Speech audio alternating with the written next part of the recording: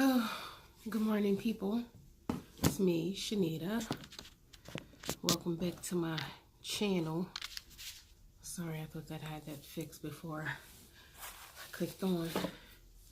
But today is a somewhat sensitive day for me because I received a call from the doctors last week, and I haven't really gotten into much about my kidney failure yet, and how I've been waiting for a transplant, and the story of me becoming sick in the first place when I was very young.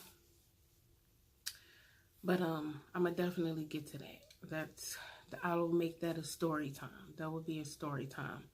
But for now, because it's happening today, I wanted to talk to y'all about when you have that kidney failure and you're trying to get a transplant. I need to be doing my makeup while I'm doing this because I gotta be going in a few. So just ride this wave with me, people.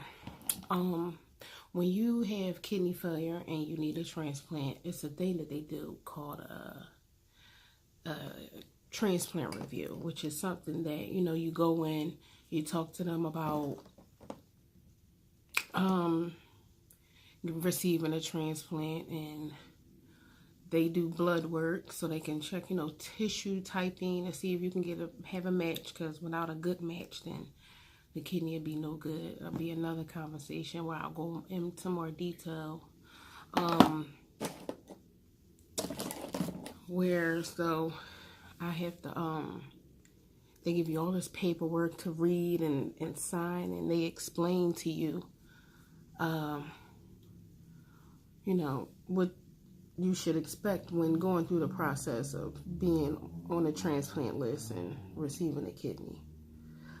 And the paperwork is basically, they're giving all types of kidneys away. Let me start by there.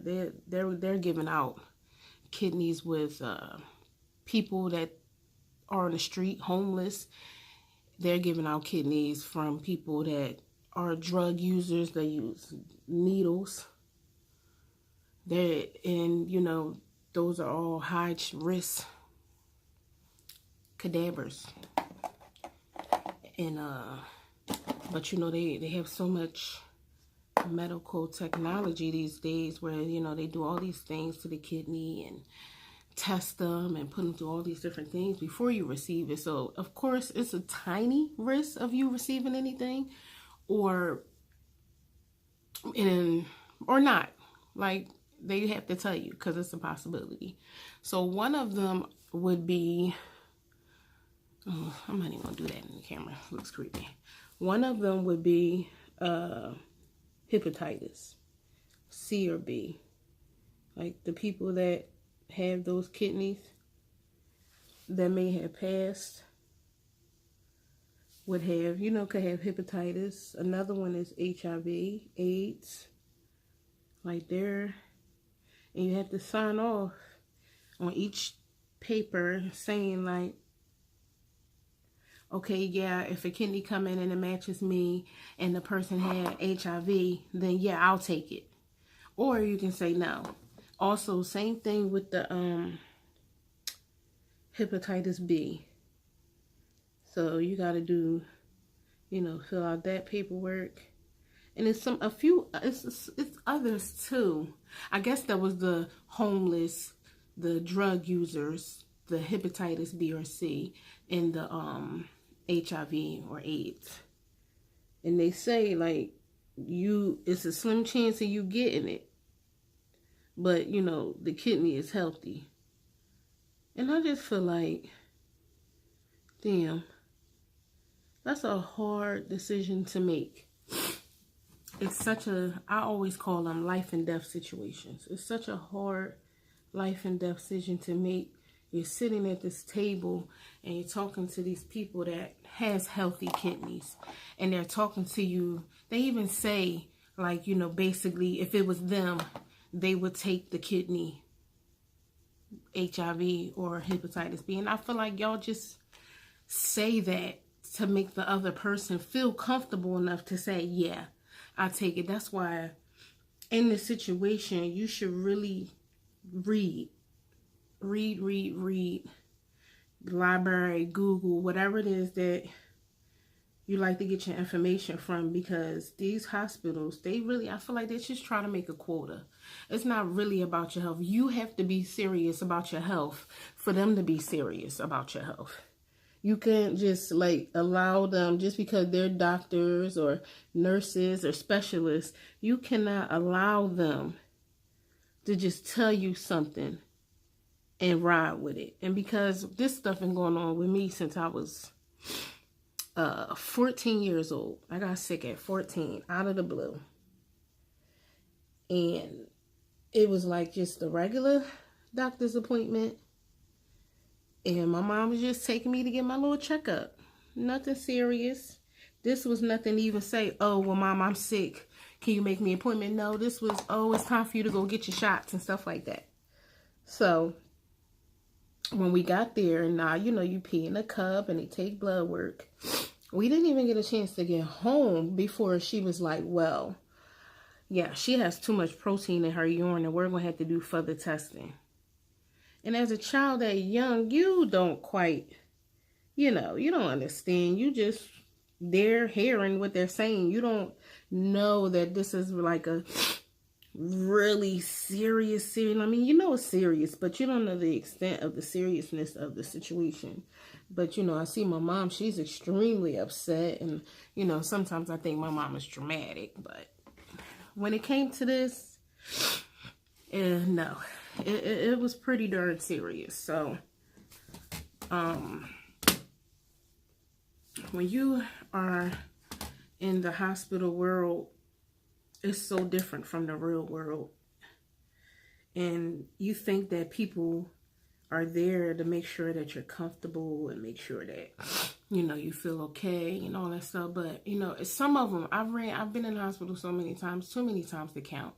And then I've had so many different types of nurses, so many different types of doctors. And there are some that are there to help, but a lot of them is there just to like fill their quota, whatever it is that they need to have to keep their hospital up and running. They're gonna do it. And you know, it's not always about the patient. That's why, like I say, you should always be, you know, in the know about your situation, your life. And even like now, I'm doing dialysis, hemodialysis, which is in the center. You know, they hook you up to a machine and stick you with 2 needles. A red needle, well, it's not actually red, but it has things that indicate red and blue. One is to come out, take the dirty blood out, and put the clean blood in. And I do that 4 hours, 3 days a week. And even those terms, you need to ask questions about that. You need to ask questions about those cords. You need to ask questions about those needles. You need to ask questions about your time. And then, in another thing, a lot of us don't pee regularly. Like me, like I don't pee at all. So for me not to pee at all, they have to take fluid off of me from the machine. So when they go in there, they even sneak and do that. They might want to try to challenge your body, meaning they want to see how much fluid they can pull off within that 4 hours. And some people can't take that. That's a lot of restraint on your heart, your mind, your body. So when they in there putting in them numbers and all that stuff, you got to watch them do that too, because they'll put in numbers and your body can't handle that. So you need to, and that's called UF. It's like the ultra fluid or something like that. Ultra filter, something like that. I'll figure it out and give you the right answer. I don't want to be the wrong answer. But even like you need to learn all the medical terms for your situation, so you understand like if they're talking about you, and you can know what they're talking about, because you can't be having people talking about you and you don't know what they talking about, it sounds like a different language, so you need to learn. And so today is that day where I have to go in here and I call them making life and death decisions, which I hate to do, but that's the story of my life. I always have to make these decisions that's about my life. And I've been on dialysis now for almost 10 years, almost. And at first I was doing dialysis at home. That was called PD, peritoneal dialysis, where they put a port in your stomach and they fill it with fluid. And that was every day, every night. I had to do it every night. I mean, which was a lot, but it was cool for that time being that I was doing it. So I had to get off of that because I kept getting, what's it called? Infections in my stomach, which hurt like hell.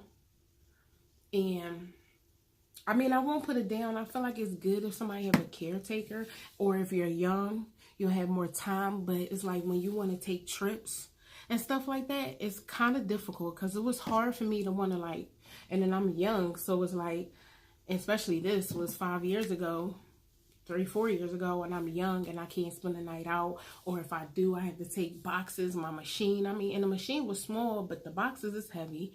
Like, it just was a lot. So I didn't do it like often. So, you know, and like I said, it was good for the time being. And I like hemo now. And the reason why I even went on PD first was because when I was on dialysis the first time, when I was 18, and I received a transplant, well, I was 17, and I received a transplant then. But like I said, I'll get more into detail about that story. And I received a transplant. I had it for about 6 years, and I lost it. And that first experience was horrible. It was so bad. And it's probably because also that I was so young, and it just was like, they even took me off the transplant list and told me that I had to get therapy until I got myself together, because they were scared that when I did receive the transplant that it wouldn't, like, I wouldn't take care of it because of how my attitude was and I was acting. But it was so hard for me. I said no. I didn't. When I had to get back on dialysis, I ended up doing the PD at home because I didn't want to go through the needles and all the in-center drama. But since I did, you know, I made a decision 2 years ago to come back to hemo, and it's been really good. Like, thank God, because I didn't need any more drama. I was in and out of the hospital for years. Like, I haven't had a hospital trip in almost 2. Okay, the last one I was in there, I had pneumonia real bad, and they were scared I was going to die. And I'm just sick of, you know, those always being my decisions or my options. Like, I'm over it. So, and I'm in a much healthier space. I even lost a good amount of weight. That's another story. Goodness gracious, it's just all so many. But I kind of put some of it back on. Excuse the double chin. But I kind of put some back on. But now I'm definitely back at the stage where it's like, okay, I'm like kind of gaining it rapidly. So it's like, I gotta stop. I gotta pull it together. It's just for so long that when you're on dialysis, you have no appetite. And I don't know what that is. I guess it's the dialysis. But for years, I didn't have an appetite. And then it's like I had finally got one back, and food started tasting like delicious, you know. And I love everything: bread, pasta, snacks, pies, cookies, candy. I love it all. So, and I be cooking, you know. And then, you know, my mom, that lady, she can cook. Most of us mamas can, like lasagna, fried chicken. Okay, I'm not even gonna go on baked macaroni and cheese. All right, I'm done. But like I said, and I learned all that stuff from her. And I love to cook, and I love to eat. But eating is just not a part of my life. Eating air and drinking water is my life, which is sad, but that's the only way I'm gonna feel good and healthy inside and be able to take on life and be 33, because when I do eat bad and I'm not exercising, I feel horrible. So, that time is over. Now it's time for me. I got to get back, because I remember when I was on my diet and I was exercising. I'm not even going to call it a diet. I'm going to call it the way of life, because that's my way of life. Like, that's every day.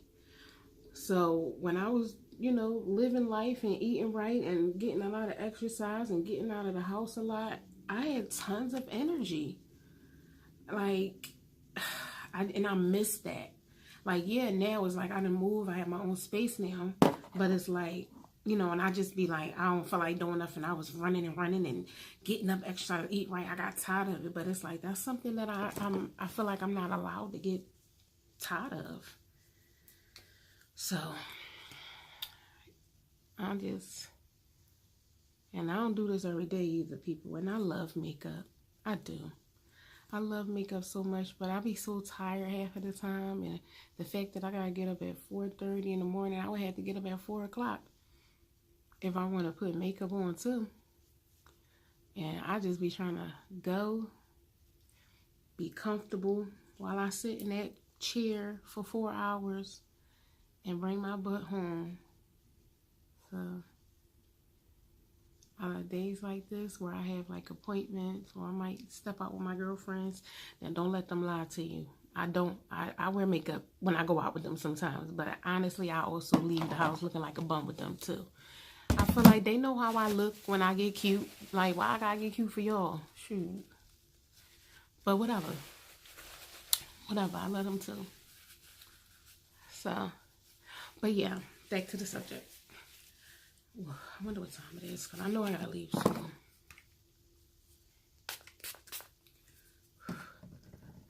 Anyway, this journey that I've already been doing since I was 14, where I think about my mind state of how it was then, and I think about it like now.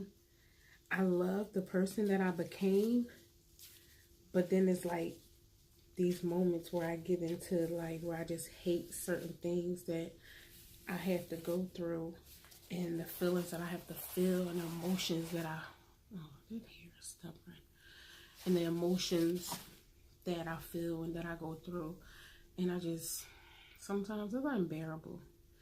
And then I just try to always look at the glass being half full instead of empty. And I know that sounds kind of corny, but it's true. Because if you always looking at the glass half empty, how are you happy ever? Like, you would never be happy if you're constantly looking at the glass half full. So, I mean, and don't get me wrong. It's times where I just like to sit in that mess. But then it's like, all right, I'm done. So then I got to look at all the good things I got. You know what I mean? I got my own place. I'm in a good relationship. I'm in a good relationship with my mom again. That's another story. Like, that's coming back. I'm in a good relationship with my sister. I'm in a good relationship with my best friend / other sister. I also have a girlfriend, like a friend, not a girlfriend, not that kind. But that, me and her, she helps me, and we're good friends, and we've been friends for a long time, since I was a little girl. She always took me on her wing like a little sister. We have a good relationship. So I have, people in my life that, we good. And we have a good time together, and there's tons of laughter. And it's not always a miserable time just because of the situation. It's just sad moments. So I like to take the time out to look at the good stuff. I got 2 guy kids that's teenagers. Well, one is, and I got a niece. She's my niece, my only niece. She's awesome. All 3 of the girls, my youngest goddaughter, they're awesome. I have the craziest nephew in the world. So I got a lot of good things going on. And I look at that to help me through and just be like, it ain't that bad. It could be worse. Like, I see little kids that's sick with cancer, and it's just like, damn, you really need to chill. Like, you can be sad about what you're going through, but get yourself together, because it could be so much worse. All right. that was that. I would like to do a follow-up on the whole emotional part of doing these paperwork. So hopefully I can come back today if I ain't too emotionally damaged. And then, hey, maybe I'll let you guys in on that side. We'll see how I feel. It's always hard. But hopefully, you know, I've done it before, so maybe it won't be as bad as it was the first time. So thank you for tuning in. Please like, subscribe, comment, question, whatever you got. You know, I want you guys to get as much information as you like. So, like I said, like, subscribe, notification bell. I'm Shanita. This is my channel. Take this ride with me. Have a great day. Bye-bye.